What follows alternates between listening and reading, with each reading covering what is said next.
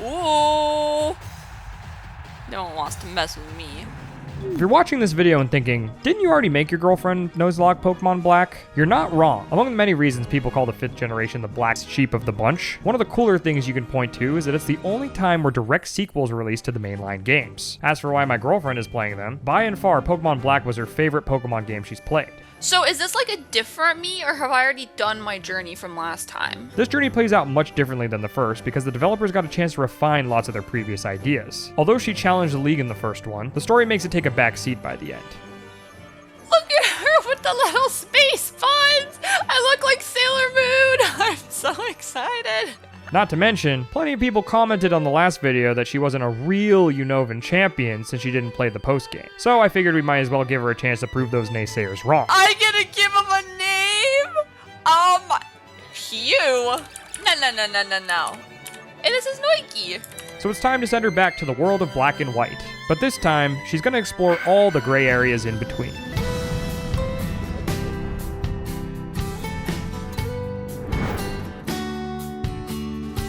The thing about my girlfriend in games is that once she's through them, she considers herself done. Post-game? Never heard of it. There's no overtime. Oh, it's so cute. It feels nostalgic, and I feel like I can say that because I played Black 1. She's already moved on to the next thing to play. This isn't just a Pokemon thing either. With pretty much any game on this channel, once the credits rolled, she sets it down and never even thinks to ask for more. This is my mom! Ah! The Juniper is pitching me going on a journey to my own mother, and it looks like they're friends! With that being said, it does create a cool opportunity here for her to follow up on the world and see what's changed in her absence. She's Juniper's assistant? Go her! The last time we got anything even close to this in Pokemon was retreading Kanto in the Gold and Silver games, but even that isn't on the scale of an entire brand new game. The familiarity of this world made this adventure a comfy one. Despite being in a brand new place, it still felt like Unova. Look at how the pigtails wiggle! The state of the world was pulled into context as soon as she was introduced, or should I say reintroduced, to Bianca, one of her rivals from the first game. This is Bianca! From last time! Oh my god! The view is beautiful. Now an assistant to the professor, she's responsible for giving my girlfriend her starter Pokemon this time. Oh, Wilbur! Speaking of starter Pokemon, this choice went much quicker than the last time. Last time you might remember she was torn between Tepig and Oshawott. Wilbur was a beast of a Pokemon, and my girlfriend never once regretted going with the fire type. But nonetheless, it was still a tough choice at the start. Given the chance to try something new, she was more than happy to take the Water Otter, and she'd had a lot of time to think of a good otter nickname. Going with something new this time. To give a warm welcome to her first team member of the playthrough, who she graced with the incredible name Lancelot. It's so hot. This choice echoes a theme throughout her playthrough of the sequel, which was trying to do things differently than before. Unlike its predecessor, Pokemon from previous generations are mixed in with the Unova ones. She decided early on that she wanted to avoid building a carbon copy of the team she ran through the first game with, but was still happy to bring along familiar members here and there when she could. I'm having a lot of fun with the catching this time because I have a lot of experience with a lot of the Pokemon, or I'm like, oh hey, I didn't get to use that guy last time. And so then I get to like try something new, but I'm kind of going from a familiar ground, which is nice. Since she's Nuzlocking things, she's always going to be limited to whatever she encounters first in a new route or area. But by picking a different starter, her hope was that it would lead to a different team composition. I had no idea what I was going to name my Oshawott if it was a girl, so I'm glad it was a boy. By the way, did I mention this was a Nuzlocke? If you don't know the rules by now, you haven't been paying attention. But pretty much all you need to know is that when a Pokemon faints, it's no longer allowed to be used. Since these are girlfriend rules, they don't die, they go away to live on a farm in the sky. Anyways, she's not going to lose any Pokemon because she's a pro at this point. Right? I don't know if I've opened my Pokedex a single time in any of my journeys. It's hard to mention Bianca without thinking of Cheren, her other rival from the previous game. What was my other friend's name? That was a CH. I wonder how Cheren's doing. Luck would have it, after running some errands in the next town over, the gym in her hometown has finally opened, and what do you know, the new gym leader is a familiar face. The gym leader is Cheren! Oh my god! With all the introductions and reintroductions out of the way, she can finally get this journey started properly. I keep finishing with these crits, and I'm like, can I not get these like earlier on? So it's like a 2. Crit mattered. Last time we were way too strict with the encounters, and she didn't get to try out many of the cool new 5th generation Pokemon. It seemed a little silly what with being in the generation that released the most new Pokemon ever, but thankfully in Black 2 there are more encounters than she'll know what to do with. Was that Chip or Dale last time? I want to do a flip. I think it was Dale. Early on, things are pretty sparse, but the most notable catch was a Magnemite inside the Virbank complex. He proved his worth almost immediately in the second gym battle thanks to his poison immunity. That was a crit! Coil stood out as a mainstay right away and cemented his place as a permanent member of the party. I love Coil! Go work, Coil! He was so close to a level. Virbank is also home to Pokestar Studios, which is sort of similar to Pokemon contests, but not quite really. I know people are leaving the theater. It's another distraction that I thought she might really enjoy, but unfortunately it couldn't hold a candle to dressing up Pokemon and making them dance. I feel like the editor tampered with the movie. Someone's trying to slander my good name. And I don't appreciate that. Didn't quite click for her, but that's okay, because after wrapping up filming in Virbank, she's able to take the boat to her first familiar location. Hey, we're going to Castelia. Bugman Burke will be there, I bet. Having arrived in Castelia City, the reality set in that she was 2 badges deep and only now made it to a city she'd visited in the previous game. Black 2 keeps itself fresh by having you visit mostly new towns and locations for its main story. Even the 5 repeat locations from the first game set themselves apart in their own unique way. Also, all of the gyms have fun new layouts and puzzles as well. Things have developed in Unova over the course of the past 2 years, and seeing how they've changed is part of what makes this a compelling sequel. Oh my god. It's just as big as I remember. It reminds me of playing Silver back in the day and discovering that Viridian Forest had been chopped down, or Cinnabar Island was burnt up by the volcano. Damn it. We can't go on the sky bridge. Anyways, before she can take on Berg, she's got to explore the Castelia sewers. Yet another new location, and also a new encounter for her team. Whiskers the Rattata seemed pretty unassuming when she first got her, but she'd end up being a lot more useful than she thought soon enough. Whoop, whoop, whoop. Caught Whiskers. While catching it with Magnemite, Girlfriend paralyzed the Rattata, and only afterwards did we realize she had the ability Guts. So although the potions were expensive, she painstakingly leveled her up without using the Pokemon Center, so the paralysis was maintained for the big fight with Burr. Running out of power points on her moves was a bit of a headache, but since TMs are infinite, she got around it by reteaching her Return over and over again. Bye! Was it all worth it? I'll let you decide. Baby Coil! That was another crit! I called it though! But you held on. Coil held on. Yeah, I'm not messing around. Oh! Whiskers is sneaky! This is the point of the game where she started picking up the pace. She caught a familiar face in the desert resort with Nile the Sandile, Niall! who made up for his lack of moxie by being intimidating this time, and also being her ticket to a good matchup in the 4th gym battle with Elisa. Ooh, fabulous. Elisa was arguably her favorite gym leader of the region last time. Niall! Bye, Lisa. I love your new outfit. I approve. So revisiting Nimbasa was a real treat. The whole crew. Please walk with us. This was so nice of her. Usually they just kind of dismiss me. Instead she's like, nah, you're one of us. You're one of the girls. You're one of the girls. Ow! Finish with style. Driftvale City has also had a facelift since she last saw it due to the success of its Emerald Mine. It's now a bustling city that hosts the Pokemon World Tournament. Whoa! This is so cool. Everything is like gemstone-y. Clay, who's usually a challenging fight, was much simpler thanks to her water type starter being a good answer to all of his ground types. Bye, Croc. So we got the Will-O-Wisp off. Yeah! With 5 gym badges under her belt already and no casualties, I think now's a good time as any to discuss what the evil team has been up to until now. This is so interesting. I feel like we never see what happens when we defeat the team leaders for the evil teams. Because these grunts are still pissed. Neo Team Plasma has been running around causing trouble, and she's gotten mixed up with them a handful of times. But it's here in Driftvale where she runs into reformed members of the old Team Plasma who've taken up residence in the town. These guys are reformed Team Plasma members. This is what ends Pokemon. Oh, hello there, little guy. I got a Zorua. The team split in half following the events of the first game, and those who followed N are redeemed, while those who chose to stay with Ghetsis are still mucking about committing petty crimes. So who's currently leading these Team Plasma grunts? Is there the new evil leader? They're mostly harmless at the moment, but as these games tend to go, leaving them ignored for too long is a recipe for trouble. What's with this trainer? This reminds me of the trainer we messed with 2 years ago. Of course I know her. She's me.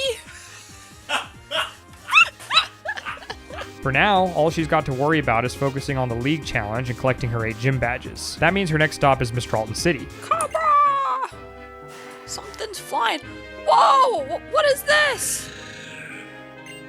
Why does this look like Chorus? While going through Chargestone Cave, she got another familiar encounter and an easy pick for the team in the form of Metagrass the Pharisee. Ah! Welcome to the team, Metagrass! Ever since she started the 5th generation, we've added the rule to my girlfriend's playthroughs that she needs to play these games in set mode. I forgot I was doing that. If you didn't know, by default, Pokemon play in shift mode and usually offer you a free chance to switch out Pokemon each time you defeat an opponent. Set mode takes away the free action and is much more in line with what facing a real human player is like. Okay. I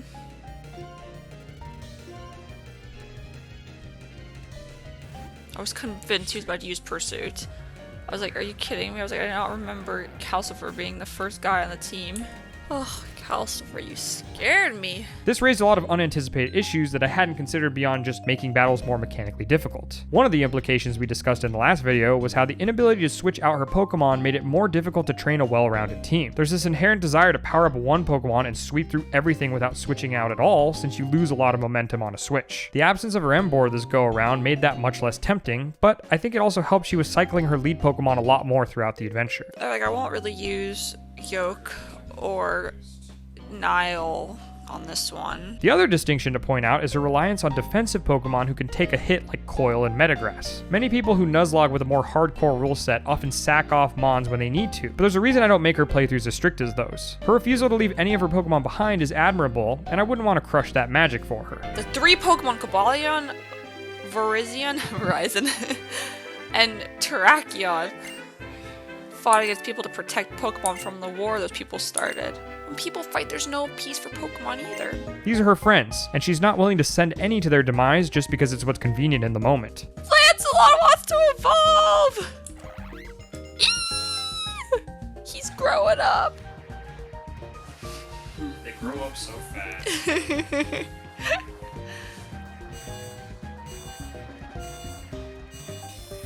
Oh, he looks cool. Samurott. All this is to say that her reliance on these defensive steel types was something that only came about as recently as her Gen 5 playthrough. I'm convinced it was directly linked to her switching to set mode. It's so funny, out of all the different types, I wouldn't necessarily think of myself as a steel type trainer, but I love all my steel type Pokemon. I mean, think about Bronzer. Yeah, that's It's also to tell anybody who complains about her using items, you know who you are, that she refuses to withhold life-saving medicine from her friends when they're at death's door. So get over it. Do you think you could grab me some ibuprofen? My body hurts. Anyways, Skylar's a flying type trainer, which means Coil continues to prove his worth as a powerful team member. Skylar's hair must be a mess. I feel bad for having to brush out all those tangles every day after work. She didn't realize leveling him in Chargestone Cave would evolve him, and missed out on that. But the silver lining is that being unevolved meant he could make liberal use of the Eviolite and keep contributing to the defensive core of her team. Her head was not in the right place, and neither were her hair. Bye, Skylar! With Skyla defeated, she can fly with her to the eastern half of the region and begin exploring the other half of Unova for the first time. Whee! It's like the cannons. smashed through everything. I get out of the airport and my face is all bruised. Juniper's like, what happened? I'm like, I smashed through a bunch of boxes. Swept the gym leader and then she swept me. Plenty of these locations are open for exploration in the post-game of the original Black and White, but this time they're integral to the plot of the story. Opelucid City is now the 7th gym, and the new Humilau City is home to the 8th gym. Ah. Opelucid is quite the run from her landing pad in Lentimus, but since the area is new, she didn't mind. She was having plenty of fun exploring and catching some new team members. At least she was until this happened. He used dig! And he took him out! Oh shit! I didn't realize that the ground was gonna, I don't know, I didn't compute in my brain. Unfortunately, it seems this is once again not a playthrough where she doesn't lose anyone. Black 2 and White 2 are known for being notoriously difficult once you reach the eastern half of the region, so I'm not terribly surprised the game caught her off guard. Still, one of these days she's going to have a perfect playthrough, and it's going to be amazing to bring you all along for the ride when we get there. Mr. ruined his streak. He ruined yours. Yup. Calcifer may be down, but the playthrough must go on. She was more bummed about losing her fire type than the ghost type, to be completely honest, but the good news is there's no ice gym in this version, so fire isn't all that sorely missed anyways. Poor guy. Yeah, I'm really bummed about it.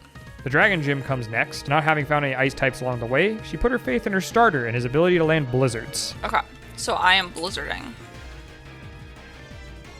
Yeah! Oh my god!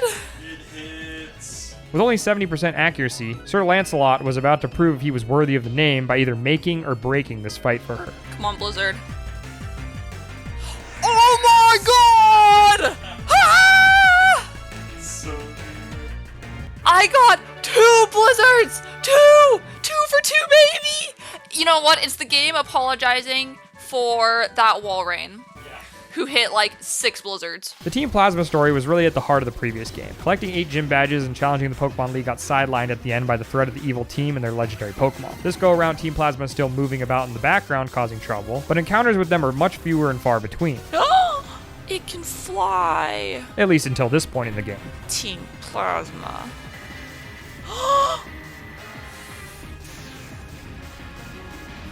No! It's destroying the city. Right after defeating the 7th gym in Opelucid City, they launch their attack and freeze the whole city with their airship. I called it. Uh-oh, they left, but then the Shadow Triad came.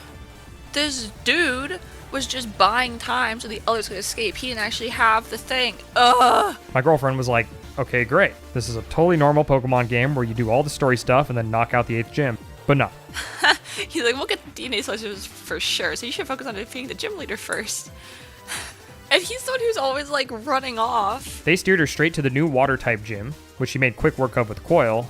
I know, we just did so much damage. Good job, Coil. Good job, Coil. And, well, let's just say it wasn't time for the Pokemon League just yet. What the fuck? Bye, Marlin. The first order of business was to track down Team Plasma's ship. Once inside, she discovered the means by which they were able to freeze the city. He's like, I'll take my leave simply because I can't stand the cold. I'm like, you literally were the one who shot these, like, ice crystals down. They've captured a new Dragon-type Pokemon, the third of the trio that makes up the other 2 from the previous game. No, why is it trapped? That's so sad. Is that how it's been doing the freezing? Oh! This gray dragon is the frozen husk left behind when the other 2 were split apart from one another, or so the legend goes. So did Cheren come from that same Pokemon? So it didn't just split into 2, it split into 3? After chasing the ship down to the Great Chasm and defeating all the admins running the show, In my battle? What's my battle? the real brains behind this operation reveals himself to once again be Ghetsis, the final boss from her last adventure. Ghetsis? Oh my god! I thought I, like, kicked him out! He threatens to attack her with Kyurem, but when all hope is lost, a familiar face comes to her aid. No! Zekrom! Fusion Bolt! Wait a second! Is that who I think it is? Ed's here! Yo! Ed's here and he's riding Zekrom! I forgot about the DNA splicers. No!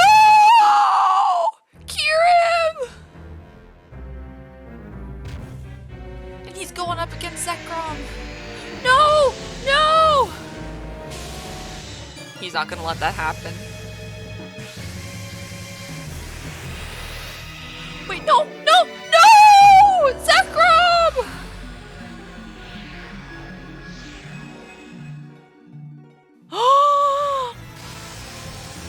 What the hell?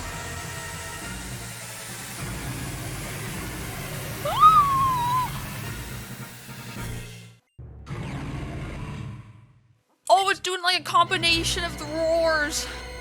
Ghetsis was powered down quite a bit from his previous team. He's not quite final boss status anymore. I'm glad that I separated them back. I can't believe it, the black Kyurem I went to all the trouble repairing. Oh, I like that because it would have been the white Kyurem. I get it. But his theme still manages to send shivers down my girlfriend's spine. I have to go straight into the Ghetsis fight? That's his thing. That is totally his thing, and I don't know why I didn't see it coming. And he has 6 Pokemon!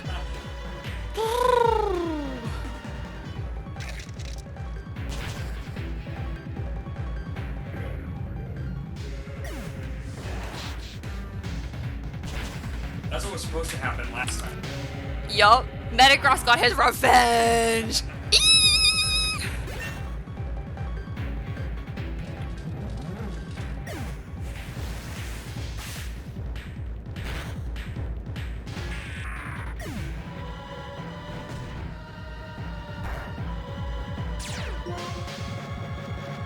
Seriously, so cathartic after what it did last time.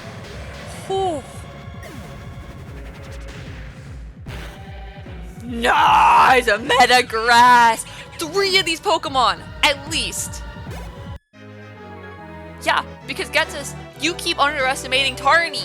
Either way, with him defeated and Kyurem freed, the world is finally in a place where it can go back to normal and she can get on with her journey. On that day 2 years ago, a certain trainer in Alder taught me something. By accepting different ideas, this world creates a chemical reaction. So I met many different Pokemon and people and heard so much. That's how my world quietly grew bigger. Oh! You! What are you and your Pokemon striving for? Friendship! You should head to the Pokemon League and put your ideals to the test. I'd always heard that Black 2 and White 2 were some of the hardest games in the series to Nuzlocke, but up until this point, I was starting to think I understood wrong. Yes, she got lucky with some really solid team members on the way here, but nothing felt more difficult than the last time she was in Unova. More importantly, you rescued Kyurem from Team Plasma, right? Hell yeah, we did! Even her one death thus far came down to a silly mistake on her end. Unfortunately, that sentiment changed when she set off towards the Elite Four. No! Yoke! It freaking crit. Like with all the other Pokemon games, challenging the champion starts with a climb to the top of Victory Road. It was really cool when she'd recognized portions from the previous game and saw how Team Plasma's assault on the League left so much of it damaged. Oh, it's confused now. Due to fatigue. You know what, Lilligan? I'm right there with you. Be it because she was spooked from the loss of Yoke, or the fact she was getting antsy about her final showdown with the champion, she started avoiding a lot of trainers. God damn it, lady. I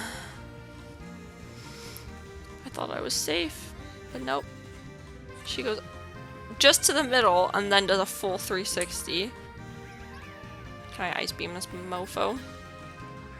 My pride and joy is sneaking by the trainers.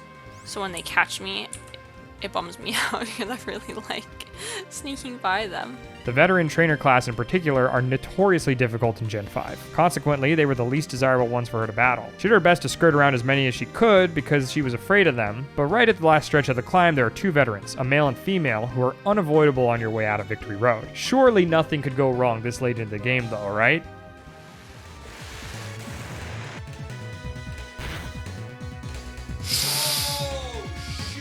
It just crit coil! Oh my god. Right? God, I'm so upset about coil.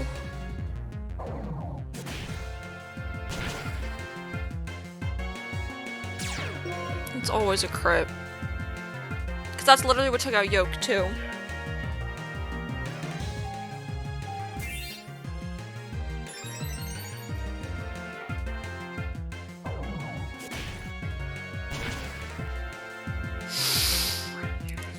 Oh my god! Another freaking crit.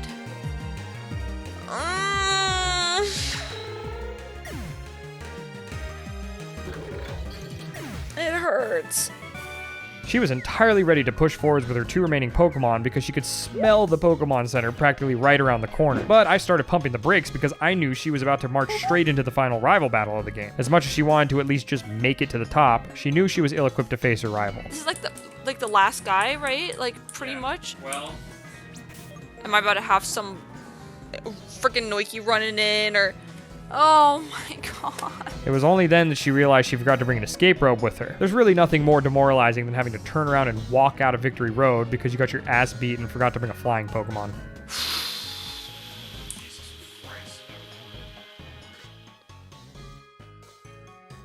And I'm supposed to just be able to keep going and fighting more people? Like, I'm bleeding over here. So here we are looking over her Pokemon and trying to figure out what to do next. It was surprisingly slim pickings because she'd been rolling with her team for so long she stopped catching them. She'd been using super repels like they were going out of style, so there were a good 10 or 12 encounters on her notepad that she'd just written TBD on. She'd settled on a team she wanted to bring with her, didn't think she'd need anything new, but alas, here we are. Finally time to be determined. Coil, my baby. It became pretty clear that she wasn't going to beat the game that night anymore, so after imparting some forbidden boyfriend knowledge about what she might want to do, we called it a day and decided to get some rest for tomorrow's rebuild. They're like, oh, you're back already? And I'm like, shut up. I don't want to talk about it.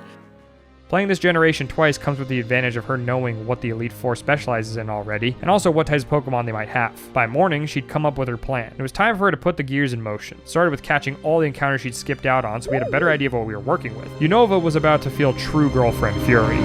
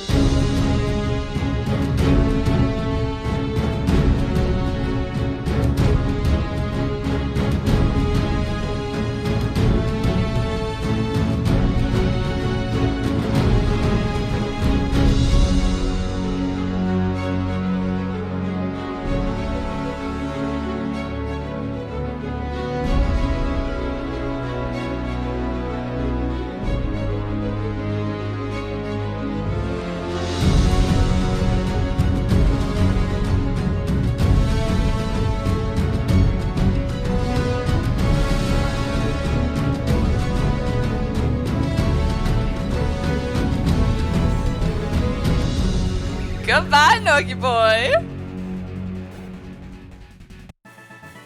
Yeah!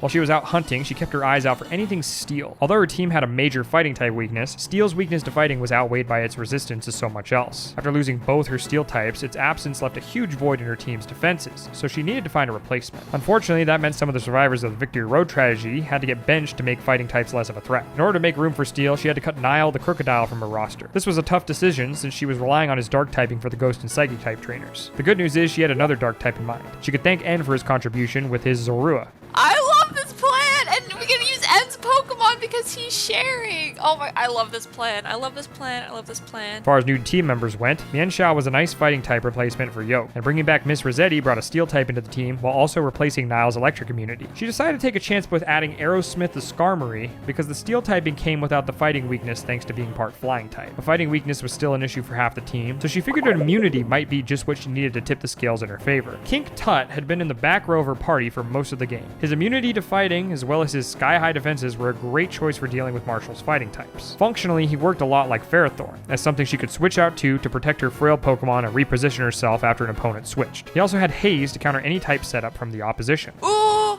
I made it to the league! Fucking finally. With all that settled, she could finally step through the gates and take on this game's final challenge.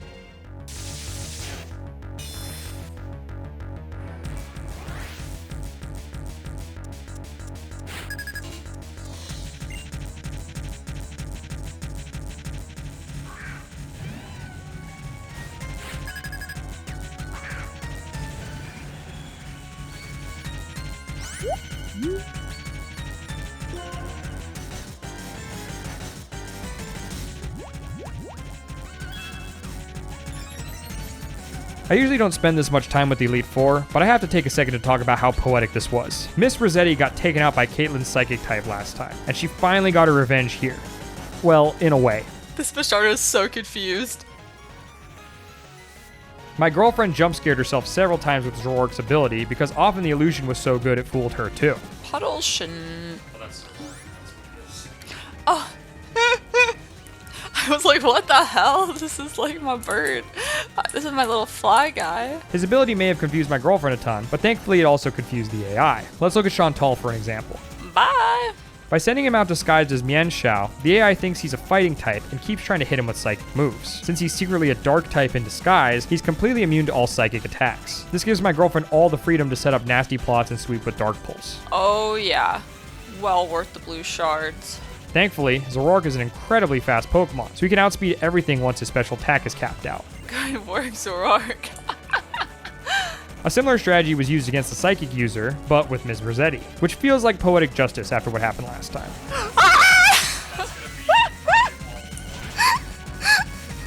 All of the Pokemon are gonna think it's Miss Rossetti. With that debrief out of the way, it's finally time for the big finale. She's got one more battle with the Unovan champion, but who in the world could it be? That's the real question. Who the hell is my champion? Is this Iris?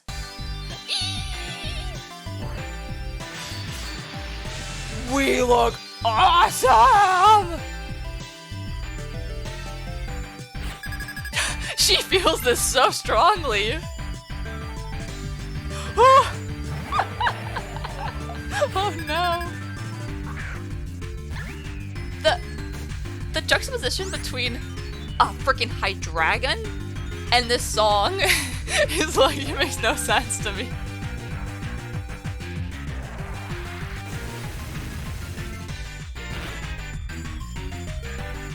Okay, come on girl, come on girl. Come on, please. Yeah, nigga! My heart was pounding.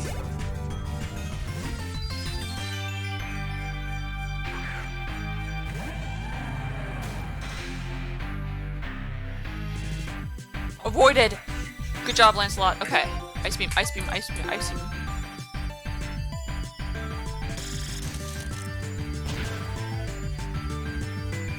Good work, good work, good work. Nice! Nice! It took 5 generations for the Focus Blast to start this. Okay.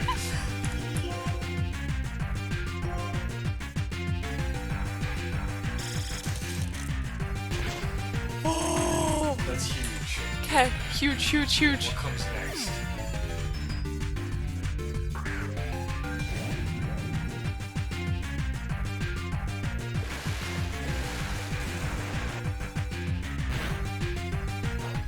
Okay.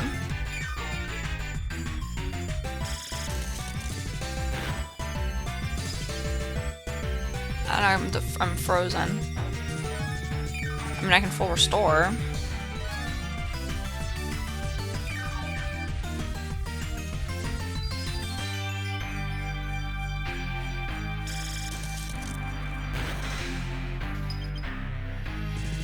How does it get the frozen off twice? You know what? It's because of those focus blasts. Yup.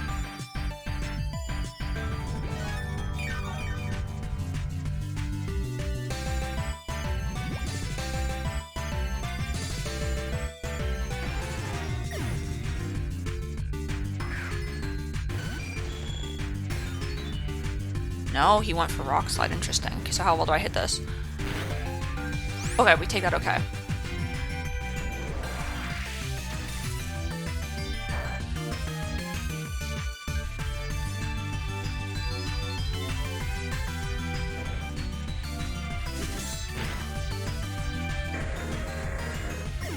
Nailed it!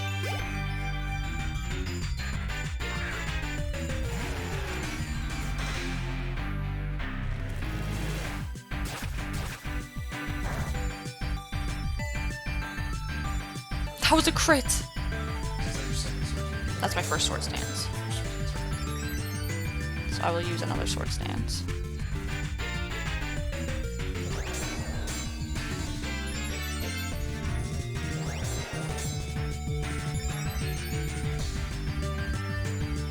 Rock slide!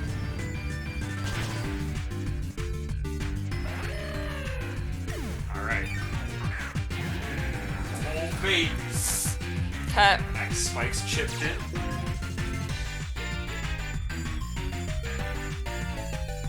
I'm at +6. Know what to do. It used Earthquake on me.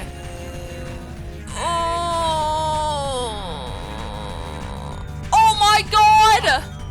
What the hell? Miss Rossetti again!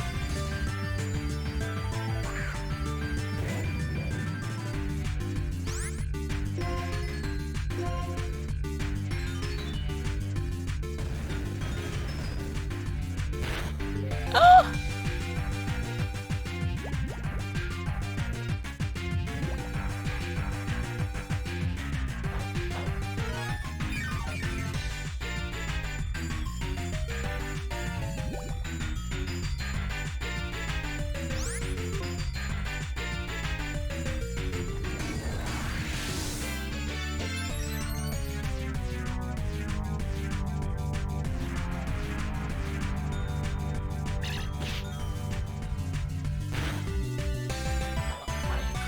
Wow.